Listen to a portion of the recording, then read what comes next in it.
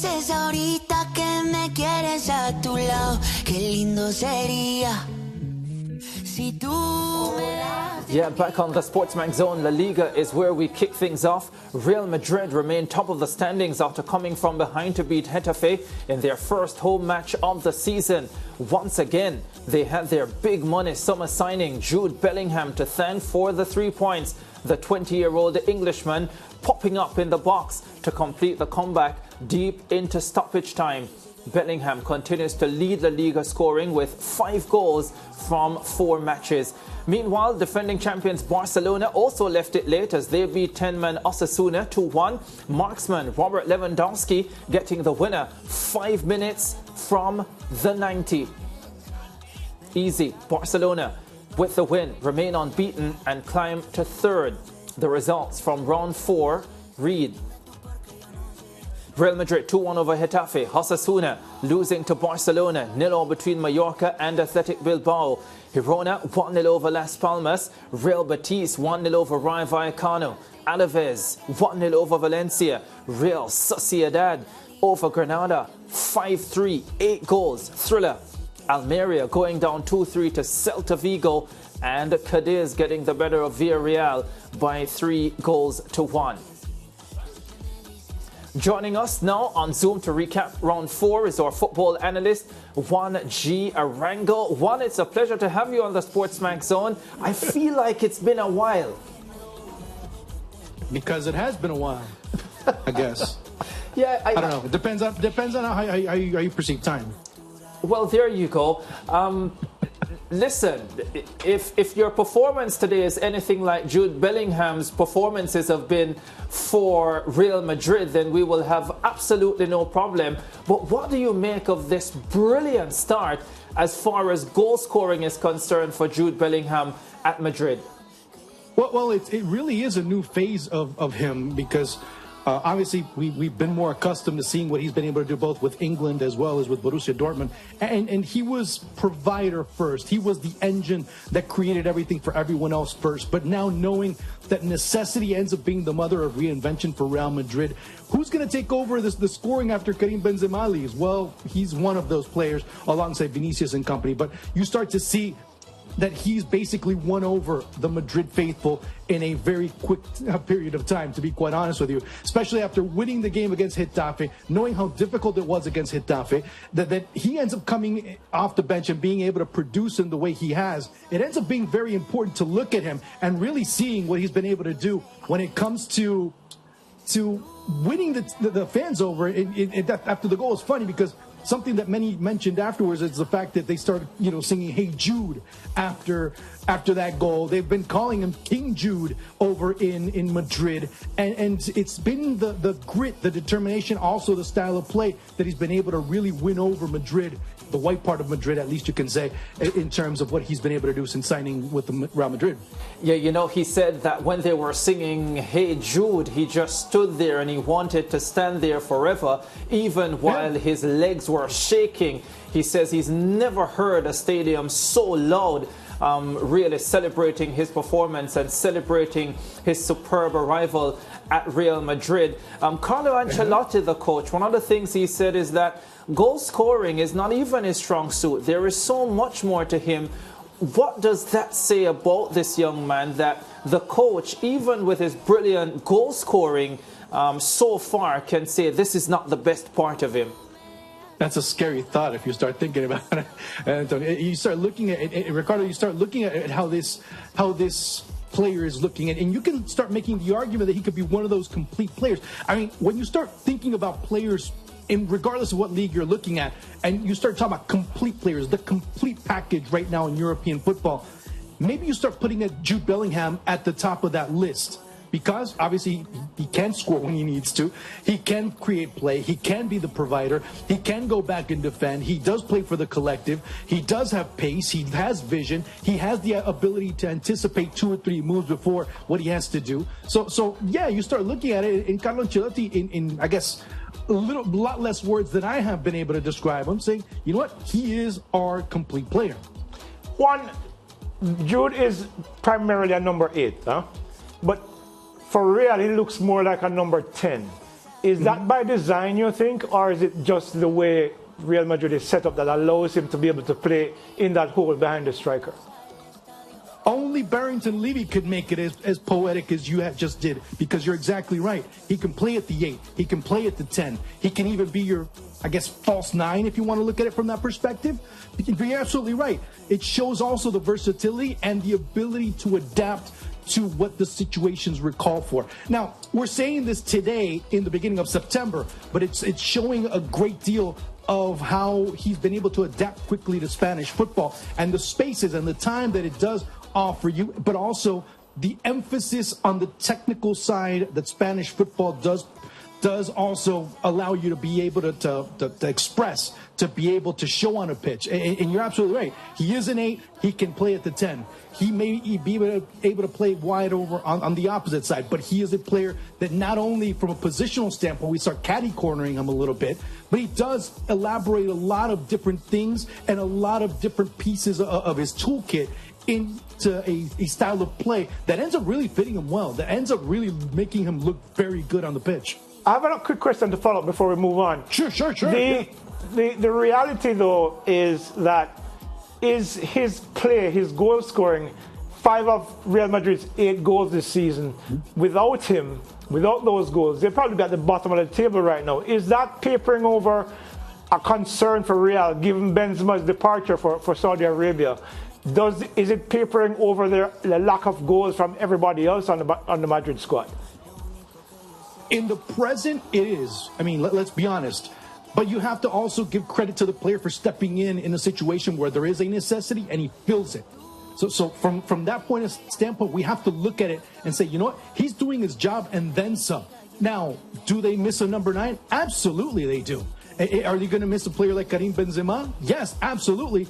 Because let's even go back to 2018 when Cristiano Ronaldo leaves Real Madrid. You at least knew that there was a dependable player in Karim Benzema that would be able to step in and maybe not score 40, 50 goals a year, but he was going to offer and produce at a very high level as well. So much so, he ends up winning the Ballon d'Or a couple of years ago. And on top of that, you have a midfield that's kind of aging, that's kind of long in the tooth now. But he comes in and gives it a fresher look and starts giving it a different dynamic as well. And you start to see that there's other players that can also potentially get involved. Now, the question is, we're talking about this in September. When we start to get to April, May, when Real Madrid starts defining trophies, is that going to be enough? No, sorry, go ahead. No, I just wanted to ask one quickly, just picking up on that point, whether Jude Bellingham as a lead goal-scoring force is a sustainable option for Real Madrid, especially when you start thinking about winning titles. No, it is not. And obviously, we've already mentioned some of the qualities he does have, what he can offer, but he can't offer it alone. We have to start seeing more of Vinicius Jr. We have to see more of Rodrigo. We have to see the others that do contribute on a regular basis doing exactly that. And Real Madrid hasn't found it yet. Injuries, fatigue, many other factors could be setting in terms of what has been not just a season where there are many matches, but the past few seasons that have really seen the interest, if you will, compound in terms of the wear and tear on some of these players. But you have to start seeing some of these players really begin to contribute in order for them to be able to take that next step. And what I mean by the next step is to be able to reclaim that crown in La Liga, and more importantly for them to be able to get to the semifinals or even the next final of the Champions League. Yeah, staying with La Liga 1, but moving on now to Mason Greenwood, who was signed by Getafe late on European deadline day. And I'm looking at a story here from the weekend. Mason Greenwood faces calls to be axed from new club by Spanish domestic abuse charity. Now, the question for you, Juan, was it always going to be a risk for any club that signed Mason Greenwood, and how big a risk, and do you think it would have been worth it for Getafe to bring him into the fold because of the type of attention that unsurprisingly he would have gotten? Well, no, it was going to be a risk. I mean, his situation is well publicized, so much so that even the Saudi Pro League decided to say, you know what, let me pass on Mason Greenwood and the possibility of him coming to the league. And not only that, it's everything that's gone on in Spanish football over the past 2 weeks since the end of the Women's World Cup, and everything that has kind of steamrolled and developed into what it is right now. It's not a good look for Getafe, especially knowing the situation and the legal ramifications that have gone through with Mason Greenwood. Wherever you stand in terms of the argument, it's fair, but it's not a good look for the club. It's not a good look for Spanish football if you look at it from that perspective. So is there pressure? Yeah, absolutely there is. And that's going to be a huge question mark leading up to the next couple of weeks, whether they continue with him or not. I mean, on the pitch, you know what he's going to offer you when he's in form. I was just about to ask you one. Do we know what he's going to offer? It's been 2 years. That's a big question mark. Yeah. We don't know. I mean, if he's in form, if he's able to get back to any semblance of what he was, let me even go back further, 3 years ago, maybe 4 years ago, then maybe you have a good prospect. But then again, there's other pressures, external pressures that are going to be exerted upon. And it's understandable on one end and on the other. But at the end of the day, there is baggage coming in with Mason Greenwood, and it's going to be a problem. My question has to do with, now we're moving on to Barcelona, who's signed two Joaos, Joao Felix and of course Joao Cancelo. Cancelo is considered somebody to walk into the squad, but for Felix, because of his defensive liabilities, is someone that Xavi might have to be able to blood into the new squad. How do you see these two signings working out for Barcelona, given the fact that they struggled badly against Osasuna yesterday and took a late penalty to get them the win? Is this two transformational signings, especially for Felix, who has these deficiencies? Let me start with Joao Cancelo first. I think Joao Cancelo is more dependable. I think Joao Cancelo is going to come in and contribute so much so. There were some minutes that he did play. Joao Felix, for him, this might be the last stop. For him, this might be the last stop. And I say it because of the expectations that were brought upon him when he made the move from Benfica to Atletico Madrid, and then when he went to Chelsea. And you expected him to be able to shine on his own, if you will, and no longer be the replacement of. He was going to be Joao Felix, the world-class footballer. We're still waiting for that. And in a lot of it, there's no doubt about his footballing skill. There's no doubt of what he can offer on a pitch, but it's between the ears. It's where he stands in terms of an attitude standpoint. We saw it at Atletico Madrid several times. We saw it at Chelsea too. He had the chance to be able to stay at Chelsea, and he didn't. And what makes you think? And he wanted to stay at Chelsea, but he didn't show enough for any coach, whether he was sacked or not, to be able to guarantee him a second chance, or at least a second season. Now with Barcelona and Xavi Hernandez, you know that Xavi has other options to go to in case plan A doesn't work, plan B doesn't work, and maybe plan C, which might end up being Joao Felix. What's he going to do when he steps on the pitch and has to produce? And maybe things aren't going his way, because we've seen him when he's able to play very well that he can shine. But when things aren't going his way, he mopes, he complains, and he starts looking at other places he's going to step up.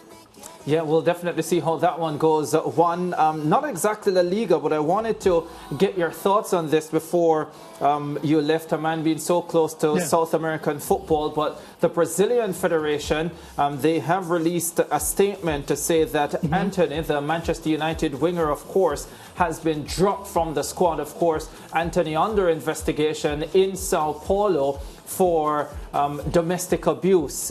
Your thoughts on this story and the decision from the Brazilian Federation? At this time, it's just very soon to even give an opinion. I mean, in regards to the situation, we've heard one side. We've also heard Antony's side as well. And I think it's probably the sanest thing to do, knowing the amount of pressure and the amount of media coverage, not just in Brazil, but also worldwide, that it's going to garner going into World Cup qualifying play. Fernando Diniz doesn't need that type of pressure right now, as this is going to be one of his first matches as the Brazil caretaker, leading up to, of course, next summer when Carlo Ancelotti takes over.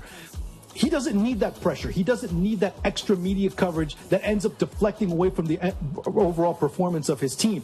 And to have that type of coverage maybe is not the most favorable thing. It's fine for now. It may be good for the player so he can focus on what's going on. He's also not going to have his mind 100% on the task at hand, which is qualifying Brazil for the next World Cup. So maybe it's that as well.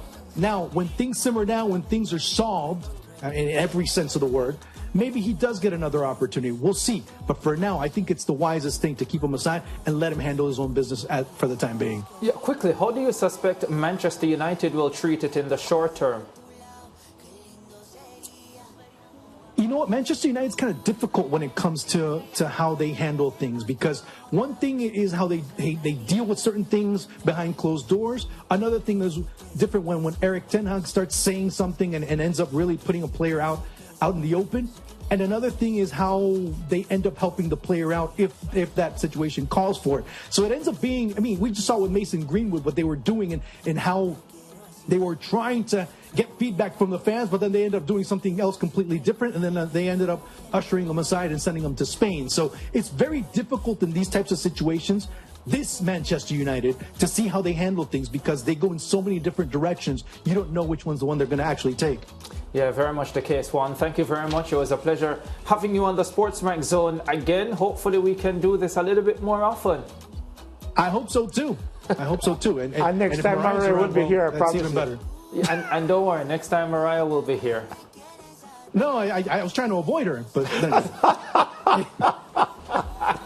we take a break. We'll be back with more on the SportsMax Zone. Yo sé que me dices que sí, que sí, que sí, que sí.